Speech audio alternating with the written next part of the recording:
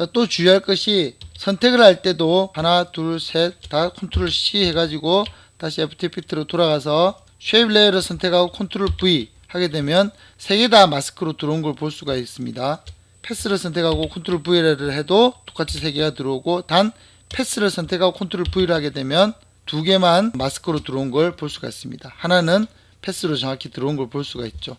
이와 같이 정확히 어디를 선택하고 컨트롤 V를 하느냐는 매우 중요합니다. 자, 또 하나는 패스를 그릴 때 또 쉐입 레이어를 선택을 하고 패스를 그려 보겠습니다. 자, 패스.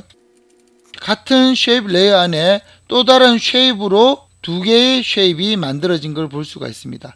첫 번째 쉐입에도 트랜스폼 값이 있고요. 두 번째 쉐입에도 트랜스폼 값이 있습니다. 하지만 이 두 개는 큰 트랜스폼, 즉 레이어, 원래 레이어 트랜스폼에 의해서 움직이고 있죠. 각각의 쉐입 레이어도 존재할 뿐만 아니라 또 쉐입 레이어, 큰 쉐입 레이어로 움직일 수도 있습니다.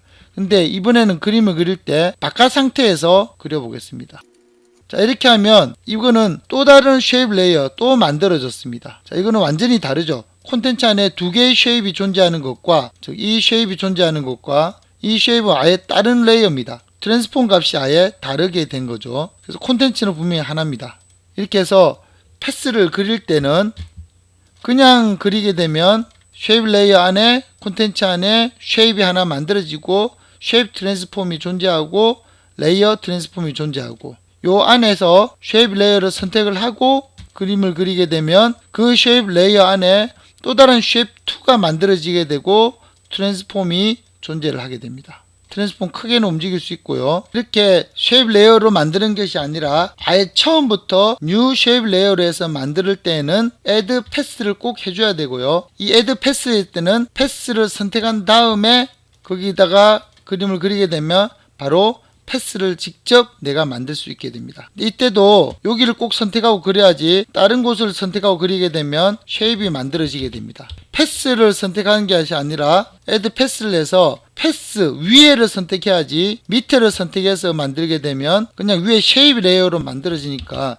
주의하기 바랍니다. 꼭 위에 패스를 선택하고 그림을 그리셔야만 내가 원하는 패스에 직접 그림을 그려지게 됩니다. 특이한 것은 일러스트레이트에서 복사를 해서 가지고 올 때는요, 꼭 밑에 패스를 선택을 해야 됩니다. 밑에 패스를 선택해서 가지고 와야만 거기에 선택이 되게 됩니다. 그래서 패스 레이어를 그릴 때는 위에 패스 글자를 선택하고 그림을 그려야만 꼭 인정이 되고요. 지금은 그림이 하나 있기 때문에 이렇게 되는 거기 때문에 패스를 지우고 뉴 패스를 있는 상태에서는 밑에 패스가 아니라 위에 패스를 선택해서 그림을 그려야만 꼭 패스가 들어오게 되고, 외부에서 컨트롤 V를 할 때는 컨트롤 C, 컨트롤 V를 할 때는 밑에 패스를 선택하고 컨트롤 V를 해야만 들어오게 됩니다.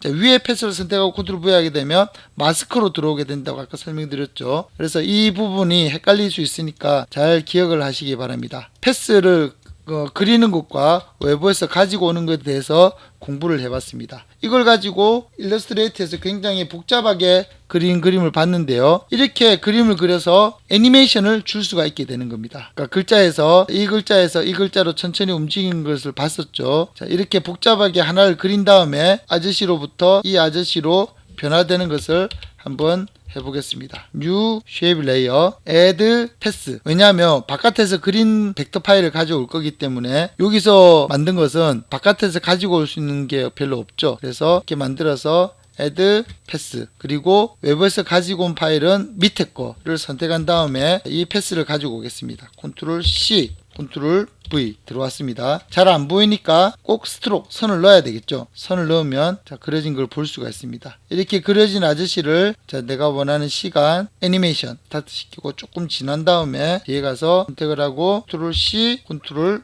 V 이렇게 하면 이와 같이 애니메이션이 된 것을 볼 수가 있습니다. 자, 위에 허허허허 이렇게 움직이는 거는요, 패스가 들어올 때 그 값의 중간 값으로 들어오다 보니까 요 지금 윗부분이 높아가지고 중심점 1위로 위치를 한 거죠. 이럴 때는 선택을 하고 이 모든 패스 값을 모두 다 선택을 해서 위로 움직여주면 됩니다. 그러면 요렇게 되겠죠.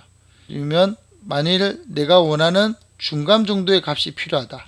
그러면 중간 정도의 값을 가지고 오면 반 정도 다물게 되죠. 이렇게 해서 완전히 담은 것과 완전히 입을 담은 것, 완전히 입을 벌린 것, 중간 값을 내가 언제라도 쓸 수 있게 되는 겁니다. 그러면 요 값을 또 컨트롤 V를 하게 되면 이와 같이 컨트롤 C, 컨트롤 V. 자, 이렇게 하면 하하하하 이렇게 웃는 모양으로 만들 수가 있게 됩니다. 이렇게 하나하나씩 가지고 오면 되는데요. 동시에 팔과 다리, 머리, 눈 이거를 다 따로 가지고 와야 되겠죠. 이거를 한 번에 가지고 오고 싶다고 해서 이렇게 더 멀티로 선택을 Shift 키를 누른 상태에서 멀티로 선택을 한 다음에 컨트롤 C 하면은 당연히 안 될 겁니다. 아까도 설명드렸지만 자, 여기에 패스를 선택하고 컨트롤 V를 하는 순간 하나만 인식을 하고 나머지는 다 마스크로 들어온 걸 볼 수가 있습니다. 자, 이렇게 알록달록한 것들은 다 마스크로 들어왔죠. 이것만 요 손만 들어왔네요. 자, 이렇게 지금 잘못된 걸 볼 수가 있습니다. 이런 이유 때문에 멀티 셀렉터가 되지 않습니다. 자, 그러면 손은 어떻게 가지고 오면 될까요? add 패스. 자, 새로운 패스 툴을 만들어서 패스 1번의 이름을 바꾸겠습니다. 예를 들어서 body 다음에 여기는 arm. 자, 손으라고 해서 두 번째 패스에다가 제가 손을 가지고 오겠습니다. 여기 손을 선택하고요. 컨트롤 C, 컨트롤 V. 자, 이렇게 하면 손이 들어왔죠. 자, 두 번째 스트로크, 두 번째 암에 들어왔습니다. 그래서 바디야 손 다 들어온 상태에서 스트로크이 먹다 보니까 손은 스트로크를 안 해도 자동적으로 선이 먹혔네요. 그럼 이 암의 패스 값을 선택을 해서 위로 옮기겠습니다. 자, 보시다시피 선택이 쉽지가 않죠. 복잡합니다. 그러다 보니까 그 쉐입 안에서 이렇게 되면 나중에 움직임 값도 복잡하고 여러가지 주기가 힘들기 때문에 이렇게 콘텐츠 안에 다른 쉐입으로 여러 개를 들어오는 것보다는 아예 다른 쉐입 레이어로 만드는 것이 훨씬 더 나중에 제어하기가 편합니다. 그래서 쉐입 레이어를 뉴 쉐입 레이어를 하나 더 만들고요. 자, 첫 번째 쉐입 레이어를 바로 바디라고 하고 지금 엔터를 눌렀습니다. 엔터. 암이라고 해서 두 번째 쉐입 레이어에서 add 패스, 그다음에 여기다가 컨트롤 V를 해서 손을 놓고 add stroke. 자, 이렇게 하는 것이 훨씬 좋습니다. 왜냐하면 바로 트랜스폼 레이어 자체 트랜스폼 기능으로 움직일 수가 있기 때문입니다. 포지션. 자, 여기 보면 중요한 것은 앵커 포인트라는 건데요. 자, 이 레이어의 중심축을 보도록 하겠습니다. 바로 여기입니다. 앵커 포인트라는 게 중심축을 얘기하는데요. 중심축을 8로 두겠습니다. 왜 8로 두냐면 이렇게 했을 때 로테이션 값이 이렇게 돌아가기 때문입니다. 이 상태로 해서 포지션을 위로 옮기겠습니다. 자, 이와 같은 작업을 하려면 확실하게 다른 레이어가 일 때 편하겠죠. 이 부분이 겹치지 않게 하려면 바디를 다른 흰 색깔로 채우면 될 것 같습니다. 다른 색깔을 필로 해서 검은색으로 채워볼까요? 검은색. 다음에 손이 몸의 밑에 내려가야 되겠죠. 그럼 이와 같이 가려지게 됩니다. 방금 선이 가려지면서 조금 선이 얇아진 것 같죠. 왜냐하면 필과 스트로크, 즉 선도 두께가 있는데요. 지금 보면 선이 두꺼워져도 바깥으로만 두꺼워지는 걸 알 수가 있습니다. 필이 선 위에 있어서 그렇습니다. 선이 만일 필 위에 올라가게 되면 즉 채우는 것보다 선이 위에 있으니까 이렇게 될 수가 있죠. 근데 이건 또 이렇게도 조절할 수 있습니다. 얘가 밑에 올 경우에는요, 스트로크에 보면 이걸 위로 올릴 거냐 밑으로 올릴 거냐 또 옵션이 있습니다. 이 값으로도 또 조절할 수 있습니다. 선이 그대로 보이게 하는 게 좋을 것 같네요. 이렇게 하고 선이 지금 너무 두꺼우니까 조금 이 정도 한 6 정도 합시다. 자, 이렇게 해서 두꺼운 선과 얇은 선으로 해서 이렇게 팔과 선을 만들었습니다. 이런 식으로 하나하나 따로따로 레이어로 가지고 오게 되면 이와 같은 똑같은 형태를 만들 수 있습니다. 그렇게 만들어진 예제 파일을 열어보도록 하죠. 자, 이 파일인데요. 방금 바디를 한번 열어보겠습니다. 바디 부분을 열어보면 확실히 이렇게 움직이는 것을 볼 수가 있습니다. 하나하나 다 움직임을 줘서 만들었기 때문에 조금 번거롭게도 보이지만 또 깔끔한 움직임을 볼 수가 있습니다. 이런 식으로도 만들었고요. 강아지가 입을 쫙 벌리는 형태로 만들었습니다. 이 모든 것은 다 각각의 파일로 작업을 해두었기 때문에 가능한 거죠. 이런 식으로 이렇게 해서 색깔까지 올리면은 이와 같은 작업이 됩니다. 자, 여기 선이 원래는 흰색으로 메꿔져 있는데 자, 이렇게 되는 거죠. 이거를 갖다가 노말로 놓게 되면 보이지가 않습니다. 자, 이걸 갖다가 멀티플로 놓게 되면 밑에 색이 보이면서 즉 지금 현재 이렇게 되어 있는 거죠. 이걸 멀티플로 놓게 되면 마치 다 투명한 것처럼 보이면서 실제로 이 부분이 꽉 차 있는데 같은 색깔로 이렇게 채워지게 됩니다. 자, 이렇게 해서 만든 애니메이션을 한번 보도록 하죠.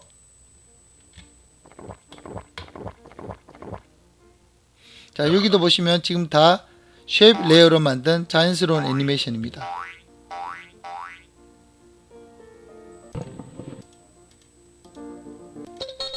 자, 여기도 손 흔드는 모습들, 그리고 자, 여기 보면 쉐입 레이어의 특징이 모핑 기능을 써서 이와 같이 괴물처럼 변하는 형태를 또 재미있게 나타냈습니다.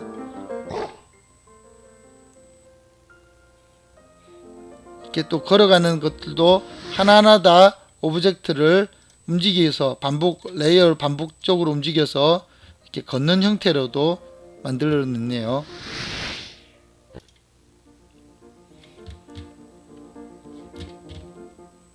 애프터 이펙트의 쉐입 레이어를 가지고 창의적인 애니메이션을 만들어냈습니다.